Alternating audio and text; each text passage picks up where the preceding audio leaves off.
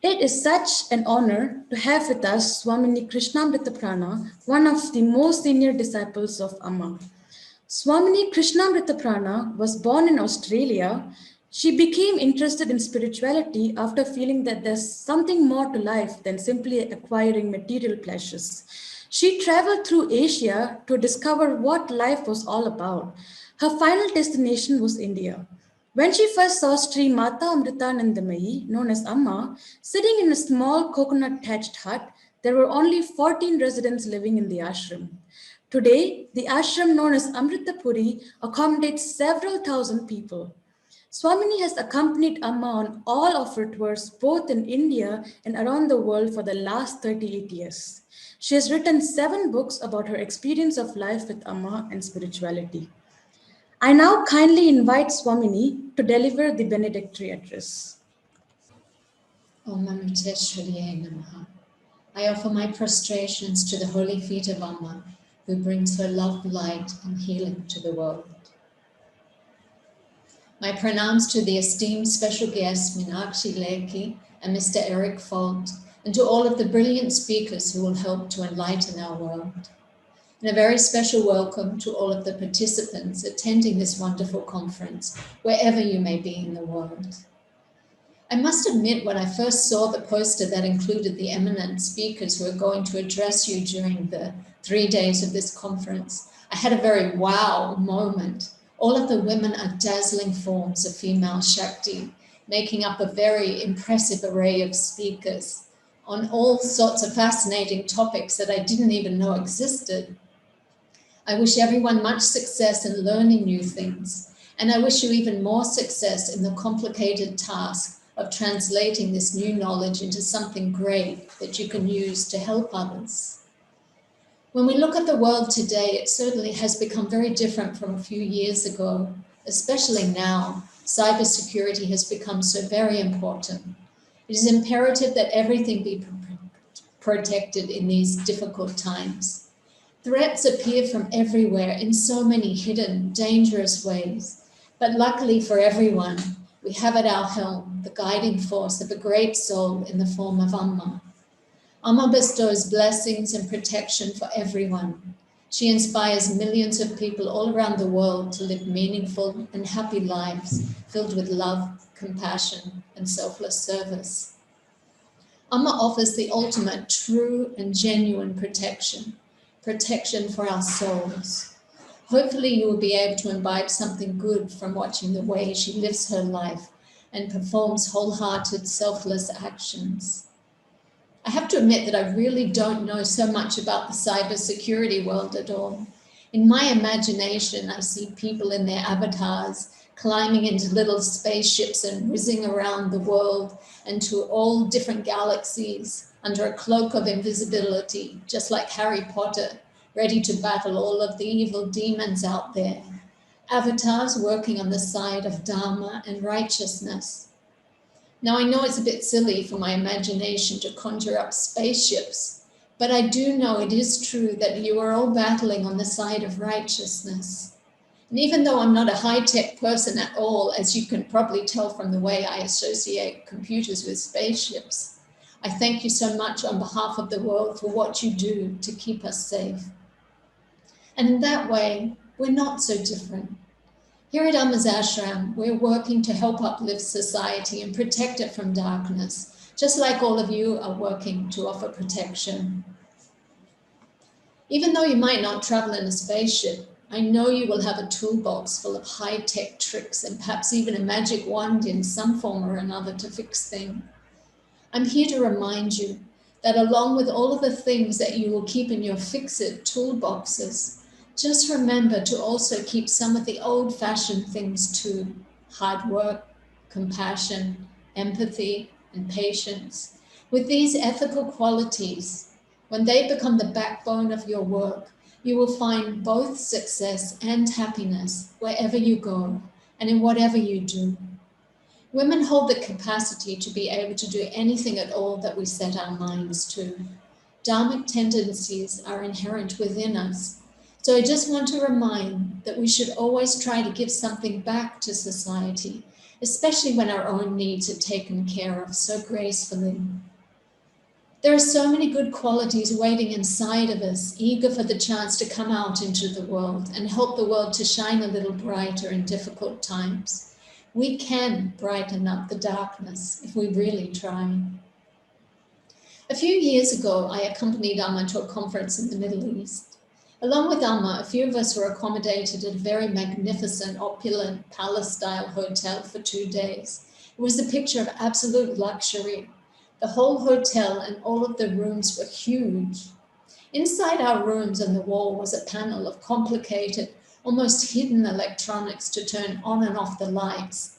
But we actually ended up staying in a half-dark room for much of the time as we just could not figure out how to operate the high-tech hidden system properly. Luckily, we're used to a simple life in India, so we managed with very little light. Amma was in a separate room about 30 meters away with 2 bodyguards stationed outside of her room for security. At the end of the first day's event, we returned to our luxury palace, which was really very lonely, as there was not a person in sight along the long, sprawling section where we were staying, except for the 2 burly bodyguards, of course. That evening, I just happened to be standing by my front door with nothing to do when I saw a Filipino priest in the distance. This priest had been one of the speakers that day and was coming out of his room. He had the room next to Amma on the opposite side to me. He was about 50 meters away. I watched as he came up to the guards and asked meekly, "Excuse me, but do you know how I can turn the lights on in my room?" They answered a quick and sour no. So he walked dejectedly back to his room. There wasn't another person in sight to help him, and I knew that the front desk was miles away and very complicated to reach as I'd been there only once. So I made my way over to help him find the light panel. I said hello to him and admitted that I hadn't been able to work out the electrical panel completely myself, but showed him that if he pressed in a certain place in a certain way, that at least some light would come on somewhere. He was extremely grateful for my help. I mentioned that I thought it was actually a lot more comfortable and easier to manage in a very simple place than it was in this fancy palace. He wholeheartedly agreed. A simple home full of love is definitely much better than a fancy palace. And that was truly our experience after dwelling in that large and lonely palace for 2 days. Simplicity and humility bring more comfort than luxury or greed ever can. So don't forget, when you deal with your fancy gadgets and complicated technological fix-its, always remember that the simple old-fashioned ways, they have their own particular magic about them and can make our life feel more whole and complete. One of the biggest misconceptions that we have in life is that we think we are all so different from each other, while in fact, we are all in essence quite similar. Everyone craves for love and peace in their life. The main problem is that most people end up looking in all the wrong places for it. Just as you strive to cleanse the computer systems of viruses, so Amma is here to do her job too. She's the greatest cleaner in the world. When she was asked by a reporter once what her goal was, she said that she would like to be a sweeper, sweeping the minds of people. She wants to clean away the dirt so that our real divine essence can shine through. One day while we were traveling, we stopped in transit in Dubai. A man working as a cleaner at the airport recognized Amma and came to her to ask her for her blessings. He told Amma that he had not been home in a long time as his cleaning work did not earn him so much money. He also admitted to her that he was a little ashamed to be doing this kind of work. Amma smiled at him and caressed his shoulder. She put her hand on his heart, then she said to him, "Son, don't feel so bad for doing this kind of work. It's not so bad to clean the dirt of others. Amma does this too." He was so happy to hear these words from her. It gave him the courage to keep on going, knowing Amma and he were in the same business. And I think a lot of you have the opportunity to work in the noble profession of cleaning away dirt and helping to purify our world, at least in some way. We all have a small form of Amma, or the divine essence, however you conceive it to be, inside of us. This innate divinity urges us on to do good things in our lives. One day I was with Amma when she was given the phone to talk to a devotee in London who had recently given birth to her first child. Amma asked her how the baby was doing and if she was able to breastfeed. The new mother said that the baby actually preferred to drink from a bottle as it could get milk more quickly, so she wasn't breastfeeding the baby. I was a bit shocked that in today's world, even the babies prefer fast food instead of their mother's precious, nourishing breast milk. Here in the Amritapuri ashram, Amma pays a lot of attention to the small children. She talks with them and encourages them to learn the stories in the scriptures in order to help them develop good qualities. Sometimes it takes a lot of patience for us to hear Amma talk so much to them about every little aspect of their life. But the other day I heard her say that it is because she knows that so many temptations of drugs or different bad habits or negative choices may arise for them in the future and tempt them. She wants to give them the strength to live a good life and turn away from harmful behaviors. This is the reason that she's laying down a good foundation for them now when they are still young, so that they are equipped to deal with all the problems that will inevitably arise for them in the future. Years ago, when we were traveling on our tours by road, there was one small child who loved Amma so much that he insisted on traveling in Amma's camper vehicle along with us. One day, Amma turned to him and asked him a serious question. "Why were you born?" she asked. He looked at her with a blank look on his face as he could not think of an answer at all. Amma told him, "The answer is to know who I am and to serve others." Then she told him to repeat these words 5 times every single day. I was born to know who I am and to serve others. I was born to know who I am and to serve others. To say this 5 times every day. I think that when Amma was giving that advice to the small boy, she was truly giving it to all of us too. While engaged in your technical work, staring at computer screens all day and contemplating solutions for major problems, try to remember to take a few moments now and then to breathe deeply and close your eyes. Consciously slow down the breath, regain your center, and remember the bigger picture of why we're all here. You have to look after yourself a little to be able to help others.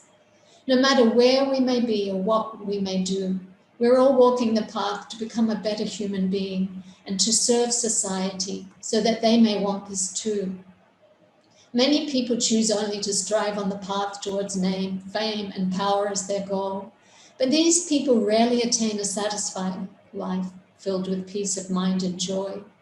When your goals are purely selfish, there will always be something missing, even if you manage to achieve all your material goals. The missing ingredient is the happiness that we get from serving others, dedicating a little of our time to helping those in need. This doesn't mean that you have to give anything up. In fact, it is just the opposite. We just add a little more. You can still smite your cyber enemies into a pile of electrical dust with a triumphant cry of victory, but just remember to add a prayer that your enemies may find the right path one day. When our foundation is built on good qualities and the true understanding about where we will find an unshakable strength from the divinity within, then we find it easier to deal with any and all problems that arise from life. I pray for you all to find success, satisfaction, and joy in your work, and to be able to pass it on to others as well. Om Namah Shivaya. Thank you, Swamini, for your ever-inspiring words and sharing your insights on a balanced lifestyle. As you rightly said, cybersecurity professionals should strive to sweep and erase the dirt in the cyberspace. This brings us to the end of our segment.